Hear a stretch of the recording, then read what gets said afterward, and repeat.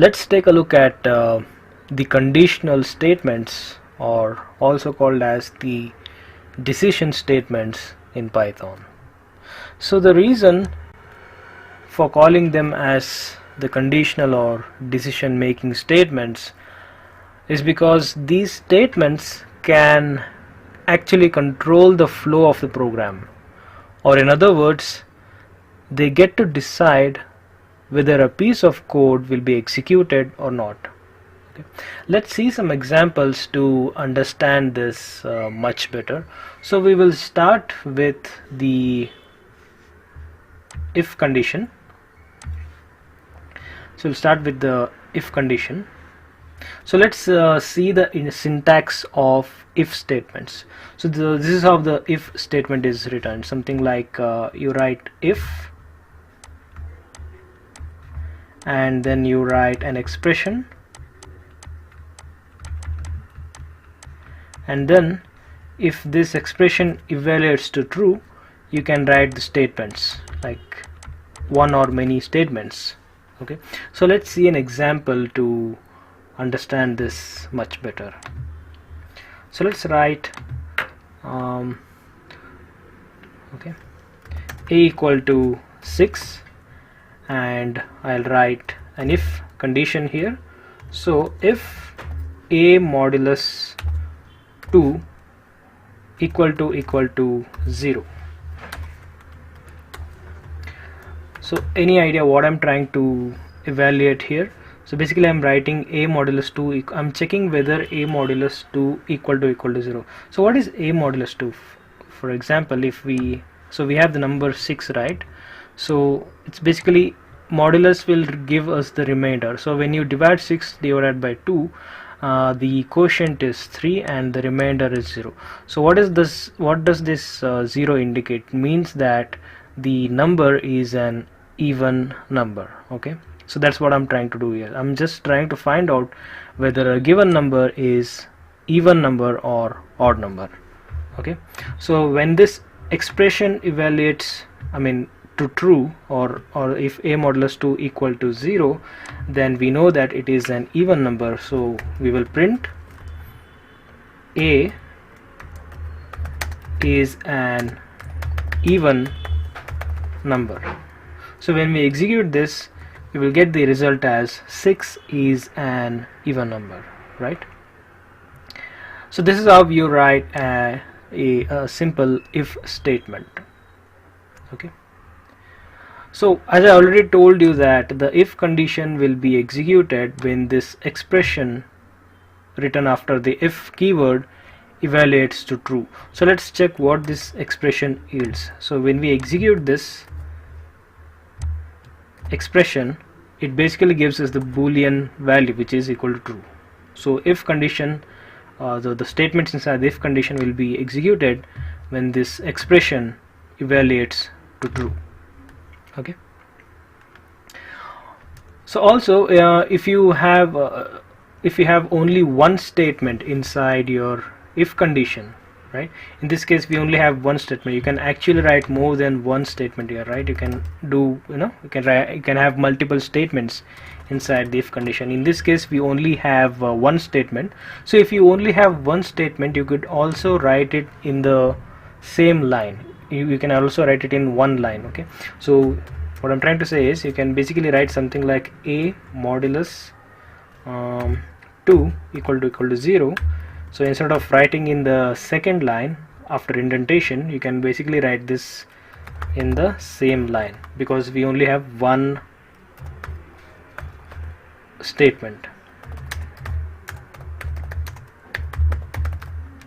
Okay, so when execute, even this also works in a similar way. So but it is advisable to write this statement in the next line like this, in the next line along with the indentation. Even though you have only one line, it is advisable to write it in this way. So one of the reasons is just to maintain that consistency, right? So and also I would like to inform that it's not just only one expression that you can write after the if keyword. So you can actually combine multiple expression. Okay, so let me write this again. So what I'm trying to say is, it's not only one expression that you can write here. You can write multiple, or you can combine multiple expressions with the help of Boolean operators. So what are these Boolean operators? Such as and, or, and not. Okay, so let's see an example of that. So we'll keep it the same way, and I want to add one more expression here. I'll write and I'll write something like a less than 10. So what I'm trying to find here is, I want to find if the number is an even number, and also the number should be less than 10. So if both of these conditions satisfy, so I will print a is an even number which is less than 10. Okay, only when both of these conditions satisfy, it executes the conditions in if statement. Okay, so let's just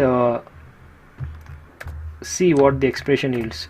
So if a modulus 2 equal to 0 and a less than 10, it's going to give true because both the conditions satisfy.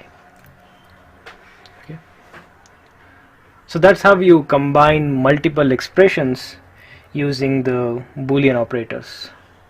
Now let's talk about the else condition. Okay, so when the expression in the if condition does not evaluate to true. Okay, so what I'm trying to say is, we have this condition here. So let me replicate this.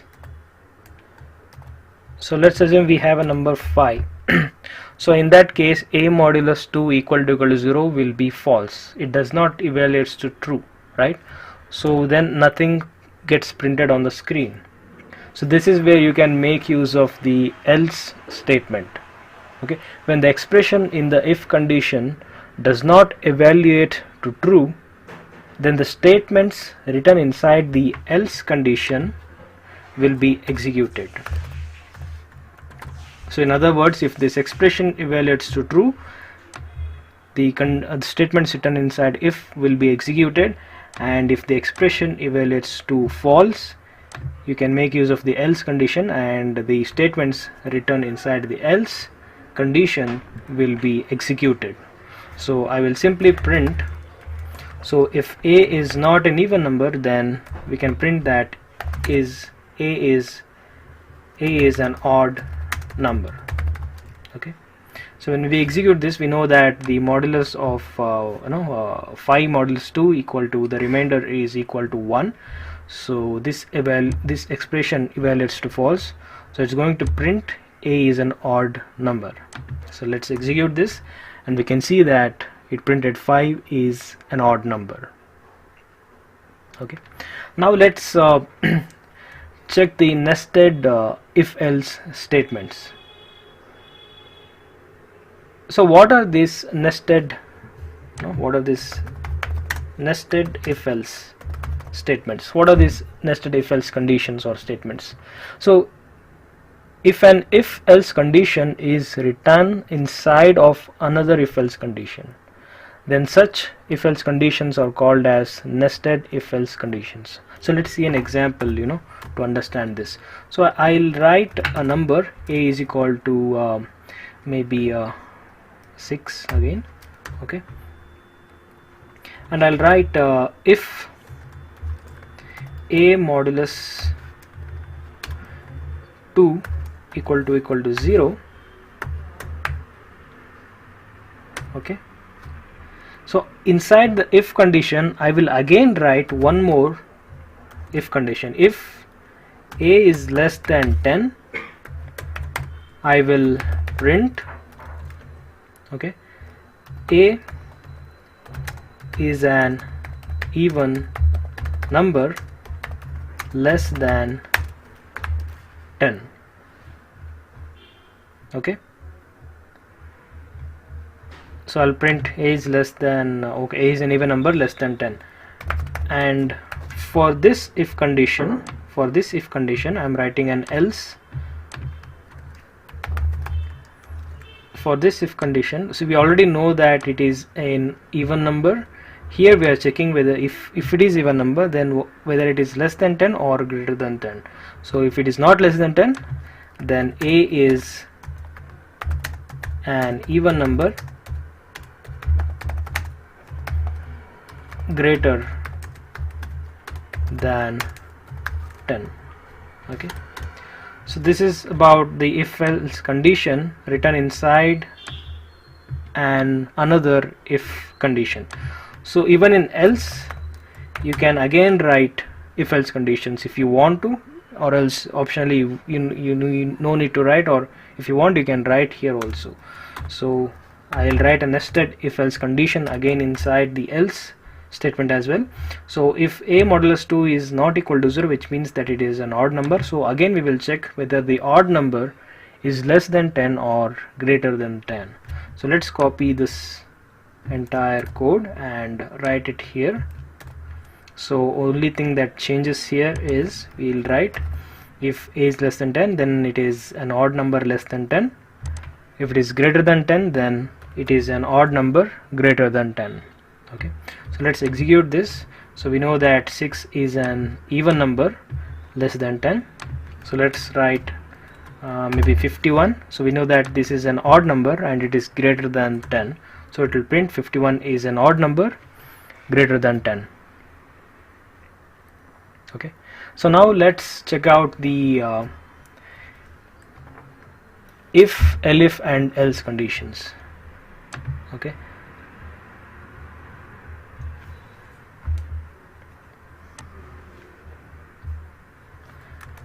okay, yeah, let's see the syntax of if, elif and else conditions.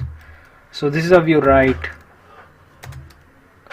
So you write expression 1 in the if condition, and then after the tab space you write the statements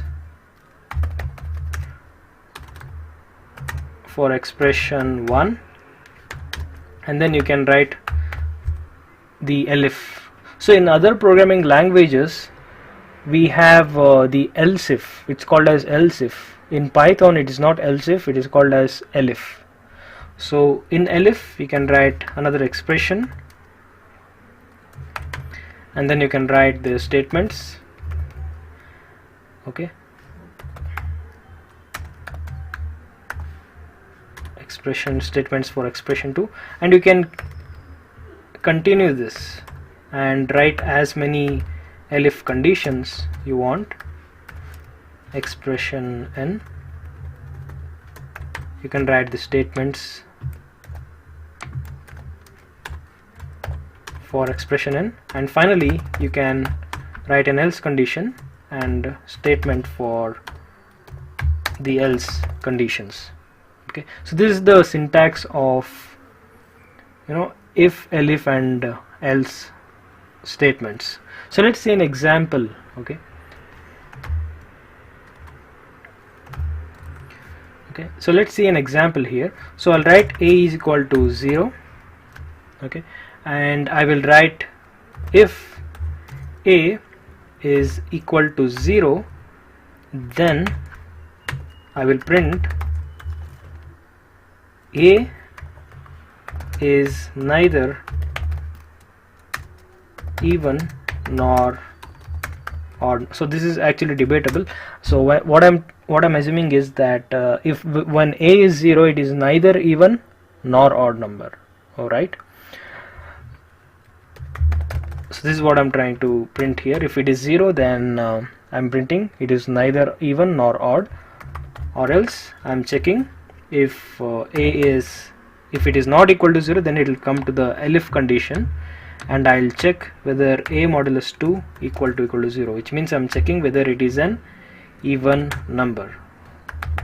So in this case I'll say print a is an even number, and in the else condition I'll write print a is an odd number.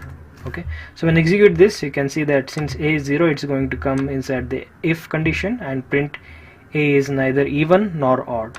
So when I change it to 6, so it is not equal to 0, so it will check this expression a modulus 2 equal to 0. Yes, it is equal to 0, so it will print a is an even number. Okay, when I say 7, it's going to print a is an odd number. And yes, you can write the elif conditions as many times you would like to. Okay, so let's see an example of that one as well. It's not necessary that you write the elif only once, you can write as many times you want. So let's write it again. So if it is equal to 0, it is neither even nor odd, and if the modulus is equal to 0, if the remainder is equal to 0, and I'll write and if a is less than 10, I'll write it is an even number less than 10. So else if a modulus 2 equal to 0 and a is greater than 10, so I'll say it is an even number greater than 10.